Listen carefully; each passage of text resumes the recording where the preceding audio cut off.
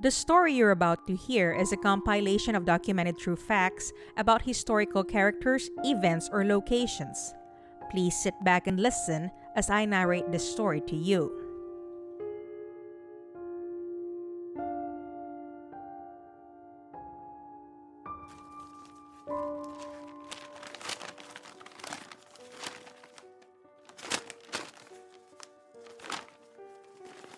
Cuernavaca, Mexico hosted a convention of Mexican business people in 1933. Leon Trabuco, a rancher and large-scale miner from Chihuahua, Mexico, Ricardo Artega, a wealthy rancher from Torreon, Mexico, Carlos Sepulveda, a rancher from Chihuahua, and Rafael Borega, an international banker for Spain and Mexico, were all present at that conference. Borega was the one who convened the meeting. They reviewed a strategy devised by economic professor Guzman Morada for making a significant profit from gold. Professor Morada's strategy was straightforward. He was certain that the United States was about to fix the price of gold at least $10 higher than the present price of $20.67 per ounce because of his connections in the country. If the group could gather enough gold in Mexico, transport it across the border, and wait for the price to rise, they could make a tidy profit. He predicted a price of up to $40 per ounce.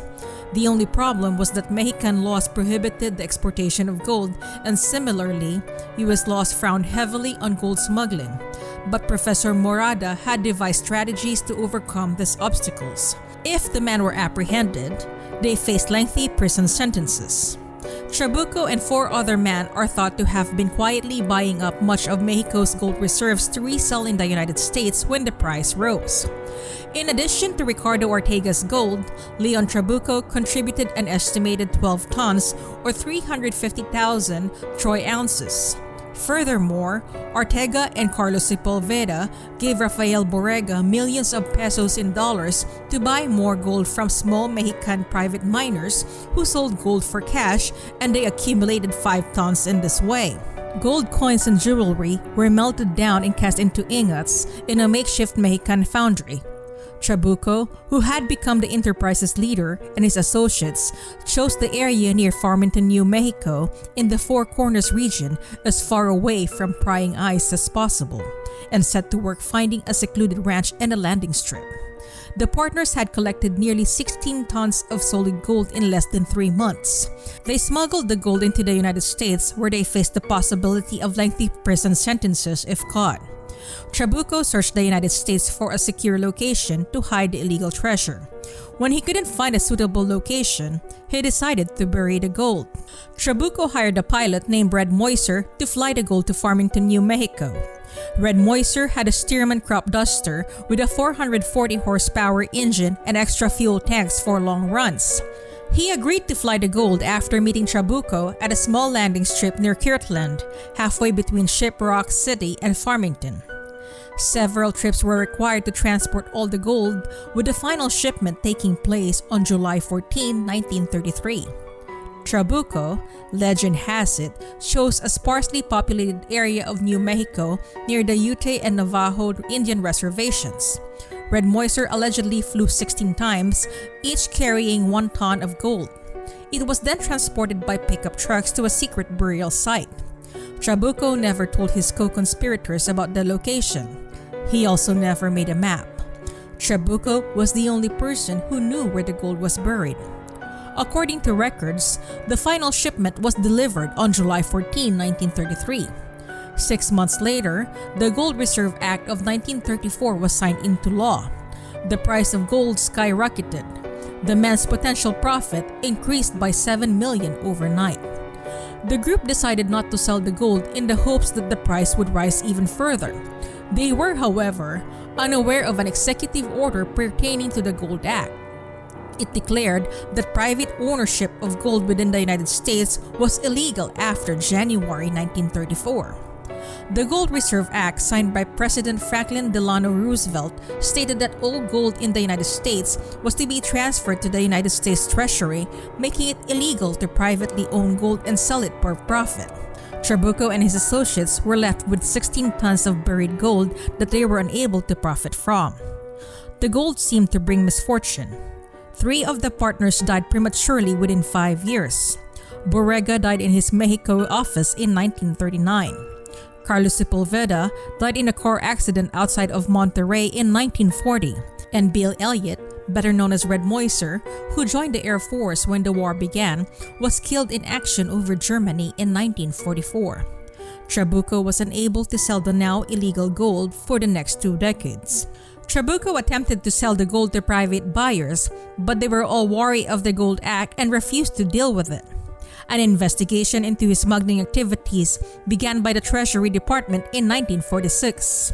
The Justice Department determined that Trabuco and his partners had broken the Gold Act and U.S. smuggling laws. However, if he came forward and revealed the hiding place and allowed the U.S. government to recover the gold, he could then sue for rightful ownership and take his chances in federal court.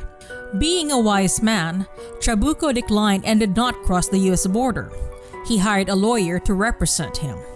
The federal grand jury in Los Angeles received the case from the Justice Department in 1952. Trabuco left Chihuahua after selling his mines and ranches. He went to Mexico City in 1962, called his lawyer in Los Angeles, and returned to Spain. His attorneys in Los Angeles made inquiries to the U.S. Treasury and Justice Departments in 1974. The results were not made public and he has not been heard from since. It is unknown when he died, but the location of the gold was never disclosed. Many people have tried to find the gold over the years, but no one has been successful. Ed Foster has spent 35 years searching for Trabuco's treasure in the desert around Farmington, New Mexico. He is convinced that he discovered the landing strip used by Red Moiser in 1933 on a plateau known as Conger Mesa.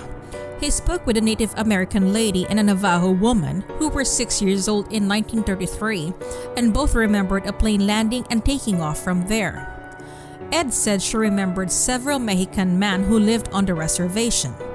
He also discovered a unique Navajo home on the reservation about 20 miles west of the mesa. It was most likely intended as a guard post to protect the gold. It has windows, a front door, a back door, and a veranda in the Mexican style. Shrine Rock, not far away, is inscribed with a date and the words 1933 16 ton.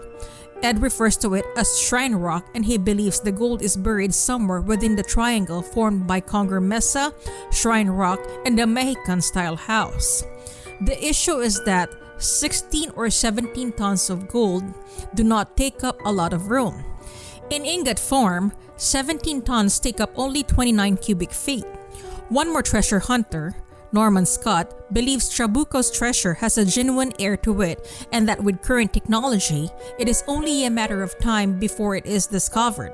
The only statement Trabuco is known to have made was, "The gold is only a few miles from a major New Mexico landmark."